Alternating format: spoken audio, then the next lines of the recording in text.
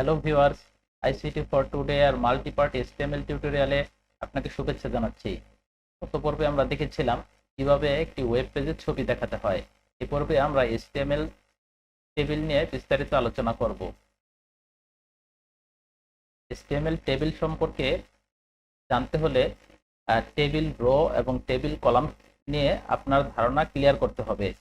তো ভিউয়ার্স, এখানে আমরা এই ওয়েব পেজে দুইটি টেবিল দেখতে পাচ্ছি। প্রথম টেবিলটি যদি লক্ষ্য করি, এখানে আমরা দেখব যে টেবিল রো কি জিনিস। এখানে আমরা দেখতে পাচ্ছি যে নেম, রোল, এই আনুভূমিকভাবে এই সবগুলো সেলকে একসাথে বলা হচ্ছে টেবিল রো। তো তাহলে এটি একটি টেবিল রো, এখানে আরেকটি টেবিল রো, এখানে আরেকটি টেবিল রো। তো টোটাল এই টেবিলে রো রয়েছে 3টা। এরপরে আমরা দেখি যে কলাম কি জিনিস। এই খাড়া স্তম্ভ যেগুলো বা উপর নিচে যে স্তম্ভগুলো রয়েছে এগুলোকে বলা হচ্ছে কলাম। তো তাহলে এই টেবিলে মোট কলাম রয়েছে 2টা, একটা কলাম, 2টা কলাম।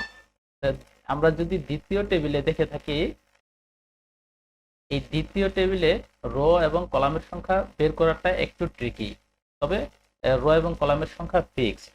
এই মান্থ সেলটা মূলত প্রথম রোতে রয়েছে এবং দ্বিতীয় রো এর প্রথম অংশ জুড়ে রয়েছে। তাহলে মান্থ প্রথম রোতে রয়েছে, এটা একটা রো, আর দ্বিতীয় এই ইলেকট্রিসিটি, ওয়াটার, গ্যাস আর প্রথম অংশটা মান্থ জুড়ে রয়েছে। মান্থ মূলত 2টা রো জুড়ে রয়েছে। তো এটা হলো 2 নাম্বার রো, এটা হলো 3 নাম্বার রো, এটা হলো 4 নাম্বার রো, এটা হলো 5 নাম্বার রো। এবার কলামের সংখ্যা হিসাব করার জন্য প্রথমে আমরা বিলসের দিকে তাকাই। বিলস দেখা যাচ্ছে যে 3টা কলাম জুড়ে রয়েছে, 3টা কলাম জুড়ে রয়েছে। তো তাহলে এটা যদি মান্থের, এটা হয় মান্থ, জানুয়ারি, ফেব্রুয়ারি, এটা হয় প্রথম কলাম, এটা হবে দ্বিতীয় কলাম, এটা হবে তৃতীয় কলাম, এটা হলো চতুর্থ কলাম। তো তাহলে আমার দ্বিতীয় টেবিলে মোট 5টি রো এবং 4টি কলাম রয়েছে। তো ভিউয়ার্স, আমার এই টিউটোরিয়ালের স্বার্থে আমি 2 টেবিল সংক্রান্ত এই ওয়েব পেজটি তৈরি করেছি।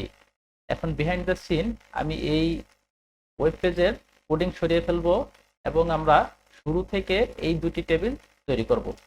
ভিউয়ার্স, আমি আমার HTML ডকুমেন্টের কোড সরিয়ে ফেলেছি। এখন এই ফাইল রয়েছে, এই ফাইলটি আমি নোটপ্যাডে ওপেন করি। নোটপ্যাডে ওপেন করলে এটি কেবলমাত্র একটি বডি এর ভেতর ফাঁকা দেখা যাচ্ছে। এটি ব্রাউজারে যদি ওপেন করি, তাহলে আমরা এখানে HTML টেবিল তৈরি করব। HTML টেবিল তৈরি করার জন্য HTML এর নির্দিষ্ট ট্যাগ হলো টেবিল।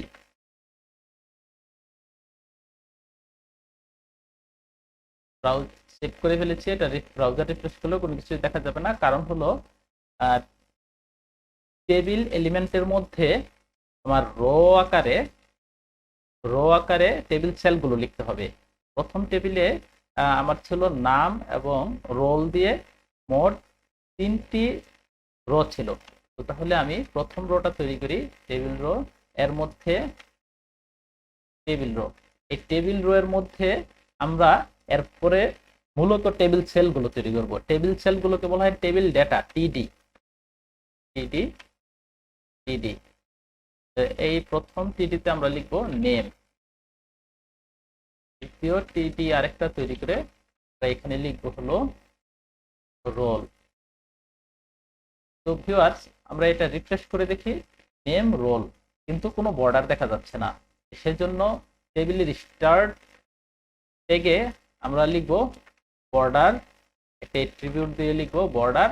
বর্ডারের উইডথ পিক্সেল ইউনিটে দিব হলো 1 দিতে পারি, 10 দিতে পারি, যে কোনো কিছু একটা দিতে পারি। 1 দিলাম।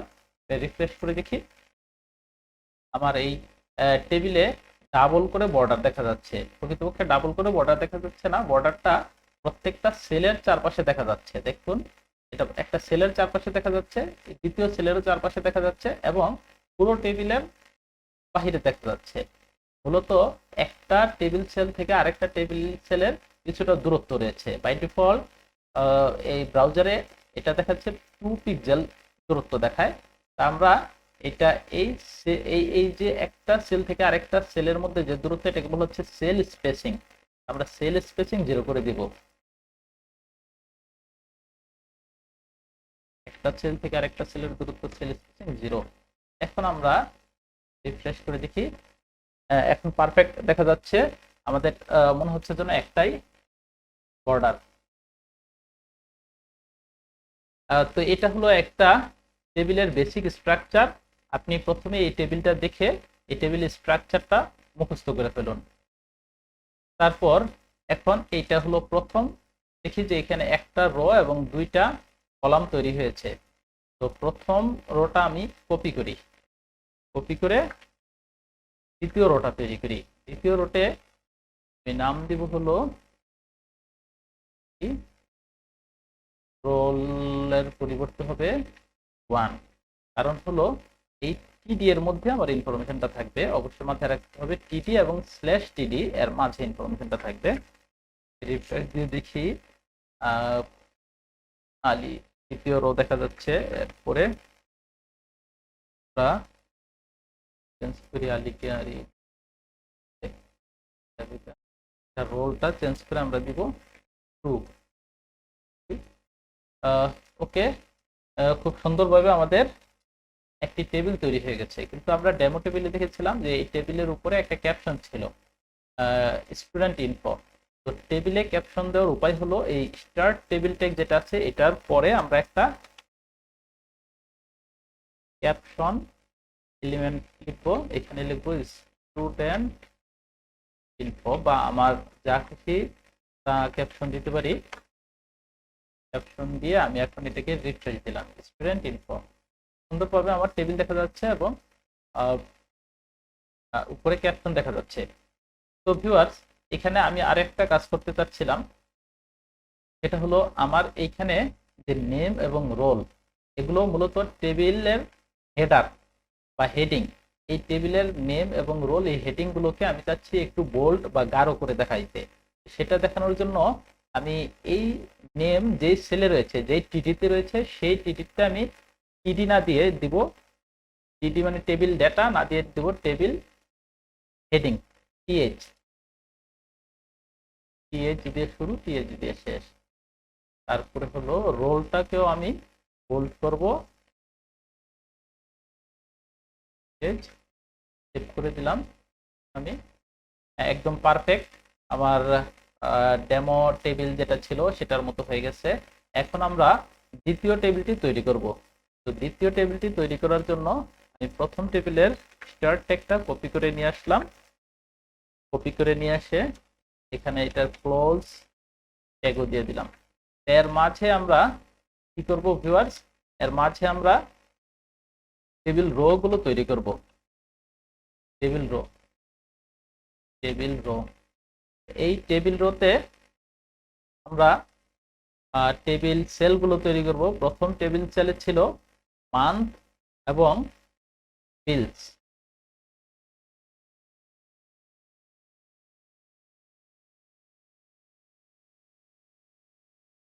এটাতে আমরা দিব DILLS, মান্থ এবং বিলস। আমরা দেখি, হ্যাঁ, দ্বিতীয় টেবিলটি দেখা যাচ্ছে। আমরা দ্বিতীয় রোটি তৈরি করব। দ্বিতীয় রোতে আমাদের ডেমো টেবিলে মান্থ এই সেলটি দুইটা রো জুড়ে ছিল। প্রথম সেলটা যে দ্বিতীয় রো এর প্রথম সেলটা জুড়ে ছিল, তার মানে দ্বিতীয় রোতে আমাদের সেল একটি কম হবে এবং দ্বিতীয় রো এর সেলগুলো শুরু হবে বিলসের নিচে থেকে, ওয়াটার, ইলেকট্রিসিটি, ওয়াটার, গ্যাস। তাহলে আমরা দ্বিতীয় রোটা তৈরি করি।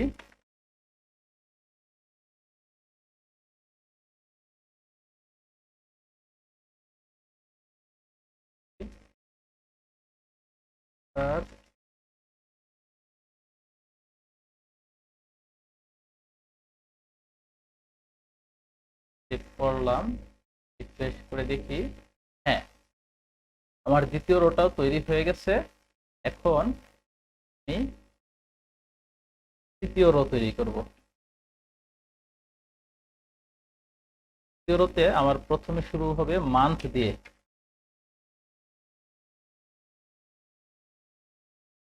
মান্থ দিয়ে, মান্থে এখানে প্রথমটা হবে ইলেকট্রিসিটির বিল, দ্বিতীয় সেলটা হবে ওয়াটারের বিল, তৃতীয় সেলটা হবে ক্যাশের বিল রো শেষ করে দিলাম। এইটা আমি টোটাল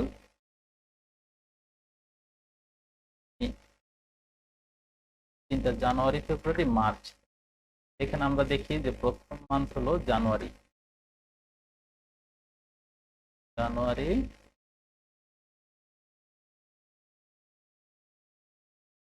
ফেব্রুয়ারি, মার্চ করলাম। রিফ্রেশ করে দেখি।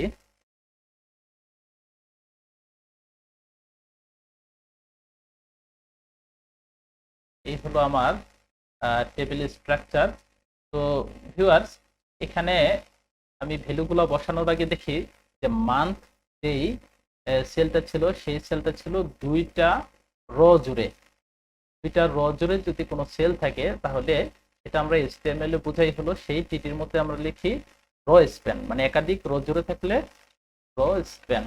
রো স্প্যান কয়টা রো জুড়ে আছে? দুইটা রো জুড়ে আছে, এর জন্য আমরা রো স্প্যান 2 লিখবো। রিফ্রেশ দিয়ে দেখি, হ্যাঁ আমাদের মান্থ দুইটা রো জুড়ে রইল।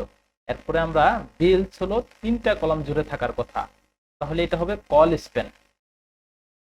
এই যেই সেলের মধ্যে বিলস রয়েছে সেই সেলের স্টার্ট ট্যাগের মধ্যে আমরা লিখব কল স্প্যান। কল স্প্যান কয়টা? তিনটা কলাম জুড়ে রয়েছে। রিফ্রেশ করে দেখি, হ্যাঁ আমার বিলস তিনটা কলাম জুড়ে রইল। এই এখন আমি জানুয়ারি, ফেব্রুয়ারি, মার্চ মাসের ইলেকট্রিসিটি বিল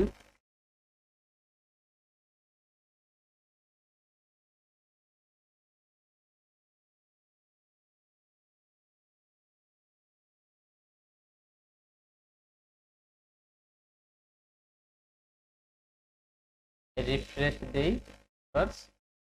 ওকে, আমার দ্বিতীয় টেবিলটিও মেইন স্ট্রাকচার ঠিক হয়ে গেছে। আমি এখন যেটা করব তা হলো ক্যাপশন দিব। এই টেবিল ট্যাগের পরে ক্যাপশন বিল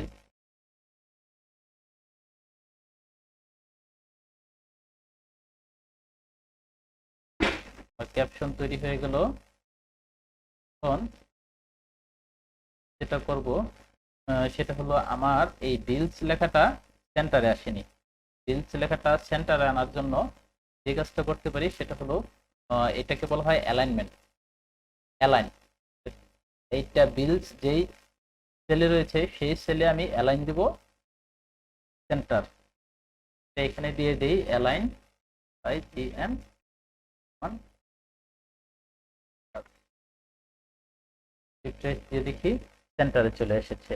এখানে ভিউয়ার্স আমার কিন্তু মান্থ এবং বিলস এই দুইটা লেখা হেডিং হওয়া এবং হেডিং গাঢ় হওয়া উচিত। তাহলে এটা আমি টিডি না দিয়ে, যে মান্থ যে সেলে রয়েছে সেই সেলে আমি টিডি না দিয়ে দেব হলো TH, এবং আমার বিলস যে সেলে রয়েছে সেই সেলটাকেও আমি টিডি এর পরিবর্তে TH করে দেব।